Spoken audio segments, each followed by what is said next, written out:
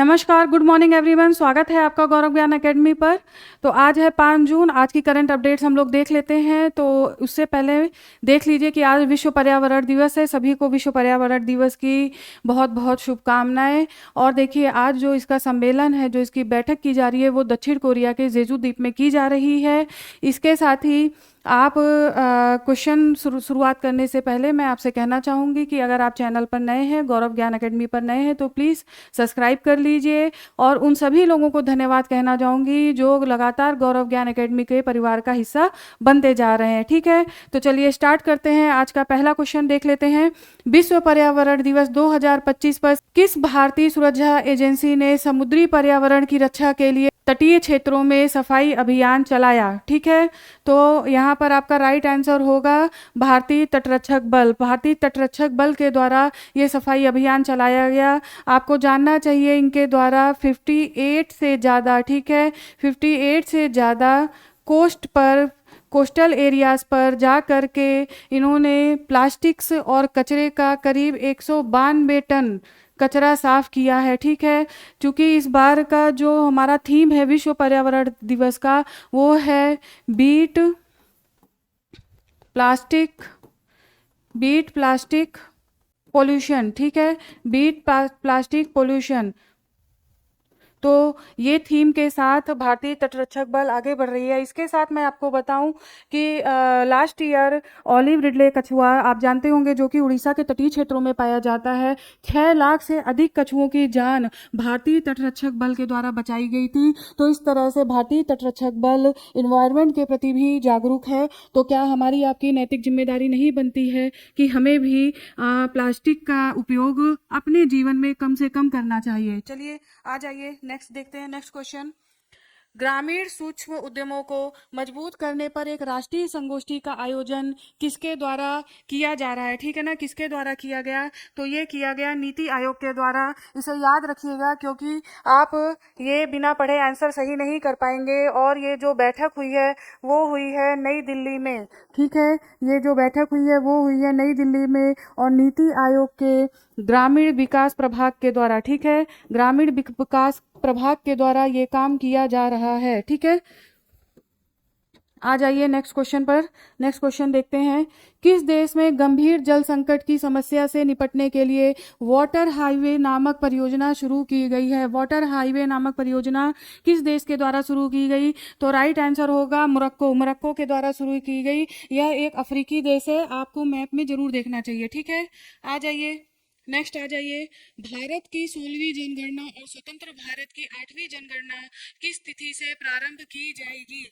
अभी देखिए, कल ही इस तरीके का गवर्नमेंट के द्वारा एक निकाला गया है प्रपत्र। तो ये आपको जानना चाहिए, क्योंकि ये क्वेश्चन अक्सर एग्जाम्स में पूछे जाते हैं। देखिए, भारत की 16वीं जनगणना और स्वतंत्र भारत की 8वीं जनगणना होगी तो ये स्टार्ट की जाएगी 1 मार्च 2027 से। ठीक है, 1 मार्च 2027 से स्टार्ट की जाएगी।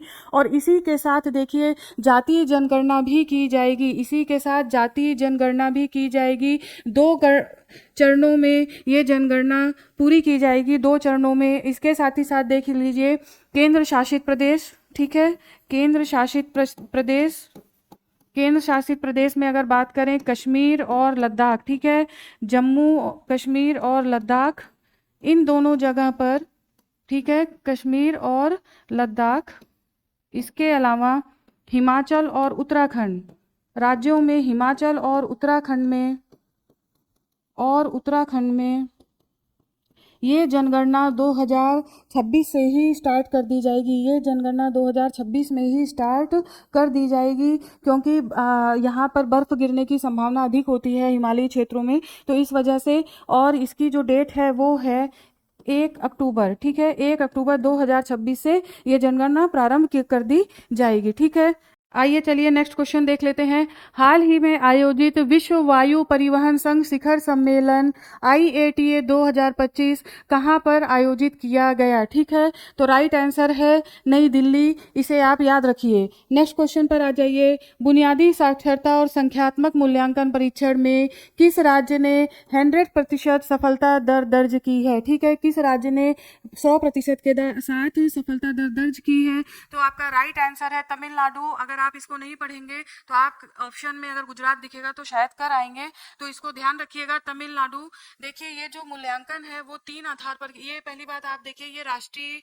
मूल्यांकन है, ठीक है ना, राष्ट्रीय मूल्यांकन किया जाता है इसका, और ये मूल्यांकन 3 आधार पे किया जाता है। वो है आपका पढ़ना, ठीक है, लिखना और अंकगणित, ठीक है, बेसिक्स का अंकगणित आपको आना चाहिए। तो ये आधार है। कई बार यहाँ से भी क्वेश्चन ज्ञानवीरो पूछा जाता है, तो आपको ये ध्यान रखना है। इसके साथ ही साथ देखिए तमिलनाडु के साथ दिल्ली और त्रिपुरा ने भी अच्छा प्रदर्शन किया है, दिल्ली और त्रिपुरा ने भी अच्छा प्रदर्शन किया है, जबकि गुजरात जैसे जो प्रदेश हैं वो इस मामले में पिछड़ रहे हैं। तो आपको ये ध्यान रखना है। अच्छा देखिए ये जो मूल्यांकन है ना, उसमें पहले प्रशिक्षण दिया जाता है और परीक्षण करके ऐसा सर्टिफिकेट दिया जाता है, ठीक है। आ जाइए नेक्स्ट पेज पर आ जाइए, देखते हैं किस देश ने समझौते के बाद भारत अपना स्वदेशी रूप से विकसित पहला ध्रुवीय अनुसंधान पोत बना सकेगा, ठीक है। तो यहाँ पर आपका राइट आंसर है ऑप्शन डी, नॉर्वे। क्योंकि देखिए यहाँ पर जो कोलकाता की अपने यहाँ कंपनी है गॉर्डन रीच शिप, और नॉर्वे की है कोंग्सबर्ग, ठीक है, नॉर्वे की कंपनी का नाम है कोंग्सबर्ग और कोलकाता की गॉर्डन रीच शिप बिल्डिंग करके है। तो वो इन दोनों के मध्य समझौता हुआ है और इस समझौते के बाद स्वदेशी रूप से पहला ध्रुवीय अनुसंधान पोत बनाया जाएगा, ठीक है। आ जाइए नेक्स्ट क्वेश्चन पर आ जाइए। कहाँ पर महर्षि महेश योगी रामायण विश्वविद्यालय का संचालन किया जाएगा? ये क्वेश्चन ज्ञानवीरों उत्तर प्रदेश में जरूर पूछा जाएगा आने वाले एग्जाम में, तो इसको ध्यान रखिएगा। राइट आंसर होगा आपका अयोध्या, और ये बताया जा रहा है कि इसी सत्र में इसको प्रारंभ कर दिया जाएगा, ठीक है। आ जाइए नेक्स्ट क्वेश्चन पर आ जाइए। भारत का पहला आर्टिफिशियल इंटेलिजेंस विशेष आर्थिक क्षेत्र कहाँ पर स्थापित किया जाएगा, ठीक है ना। एआई आधारित विशेष आर्थिक क्षेत्र कहाँ पर स्थापित किया जाएगा? तो राइट आंसर है छत्तीसगढ़, ठीक है। छत्तीसगढ़ के नवा रायपुर नामक स्थान पर ऐसा केंद्र स्थापित किया जाएगा। और देखिए ये जो स्थापना की जाएगी ये इंदौर के रेड बैंक डाटा सेंटर के द्वारा, ठीक है, रेड बैंक डाटा सेंटर के द्वारा इसकी स्थापना की जाएगी। तो ध्यान रखना है ज्ञानवीरों, छत्तीसगढ़ आपका राइट आंसर है, ठीक है ना, छत्तीसगढ़ आपका राइट आंसर है। आ जाइए नेक्स्ट क्वेश्चन पर आइए। 4 जून 2025 तक भारत में कुल कितने रामसर साइट्स हैं, ठीक है। तो अभी तक देखिए 89 साइट्स रामसर साइट्स थे। आपको पता होना चाहिए जो रामसर साइट्स की स्थापना की जाती है वो वेटलैंड के संरक्षण के लिए की जाती है, आर्द्र भूमि के संरक्षण के लिए की जाती है। और देखिए अभी तक 89 था, कल ही 2 और स्थलों को घोषित किया गया है। तो इस तरह से ये जो नंबर है वो हो जाता है 91। राइट आंसर आपका 91 होगा। और जो 2 स्थल हैं वो देख लीजिए, राजस्थान के दोनों स्थल हैं, ठीक है। एक है खीचन, ठीक है, खीचन पहली रामसर साइट है खीचन, और दूसरी है मेनार, ठीक है, दूसरी है मेनार। और ये दोनों ही राजस्थान में है। मेनार आपकी उदयपुर में है, ठीक है। और ये दोनों ही साइट राजस्थान में है। देखिए रामसर साइट्स जो है वो सबसे पहली बार ईरान में समझौता हुआ था, इस पे हस्ताक्षर हुए थे 1971 में। ईरान का एक शहर था रामसर, इसीलिए इसका नाम रामसर कन्वेंशन हो गया। तो रामसर 1971 में हस्ताक्षर हुआ और इसको लागू किया गया था 1975 में, ठीक है, लागू किया गया था 1975 में। तो आप इसे ध्यान रखिए। आ जाइए नेक्स्ट देखते हैं, और कुछ महत्वपूर्ण तथ्य हैं जो आपको जानना चाहिए। 6 जून को प्रधानमंत्री के द्वारा जम्मू कश्मीर में चिनाब नदी पर ऊपर बने दुनिया के सबसे ऊंचे आर्च रेलवे चिनाब ब्रिज का उद्घाटन किया जाएगा, ठीक है। तो आप इसको गूगल करके देख लीजिएगा। जो ये चलिए इसको मैं आपको दिखाई देती हूँ, ठीक है ना, चिनाब ब्रिज को आपको मैं दिखाई ही देती हूँ। तो देखिए ये है चिनाब रेलवे ब्रिज जो आर्च के आकार का है। देखिए ये आर्च के आकार का है। अगर आप इसे देखेंगे यहाँ पे सिक्योरिटी भी लगाई जाएगी। इसके साथ ही साथ आपको जानना चाहिए कि ये जो कनेक्टिविटी है ये कश्मीर से लेकर कन्याकुमारी तक वंदे भारत ट्रेन चलेगी, उसके लिए ये चिनाब ब्रिज चिनाब नदी पर बनाया जा रहा है, आर्च के आकार का है। तो अब आपको नहीं भूलेगा, इसको ध्यान रखिएगा।